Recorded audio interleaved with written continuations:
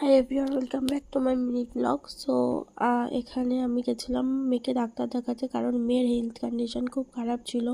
ফার্স্টে জ্বর, দেন বমি, তারপর আবার জ্বর, এখন ভীষণ কাশি। আমি যখন ব্লগটা এডিট করছি তখনের কথা বলছি। তো ডাক্তার দেখানো আসার সময় দেখো আমাদের এখানে একটা হাট বসেছিল, যেই হাটটা হাতিবাগানের ওখানে বসে, সেই হাটটা এখানে বসেছিল। পশু পাখি, ফুল গাছ, এইসবের হাট। আর এখানে কত সুন্দর সুন্দর কুকুর, পাখি, ফুল সব নিয়ে বসেছিল। তো তোমরা ব্লগটা কন্টিনিউ দেখতে থাকো। এইটা অনেক বড় হয়ে গেছে দাদা দাদা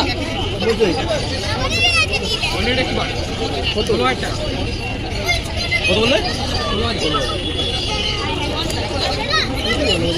ওকে দেখো ওকে দেখো কি কিউট।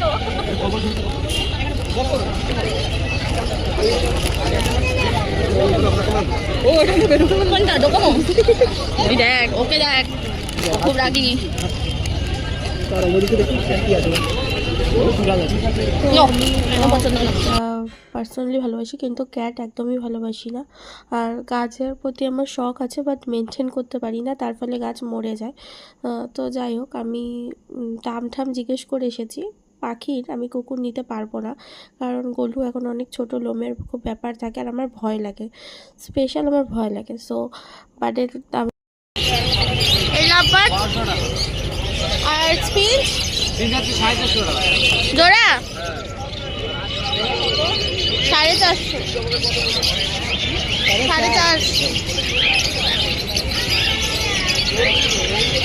না, বদ্রি নেব। আর এইগুলো কি পাখি? পাল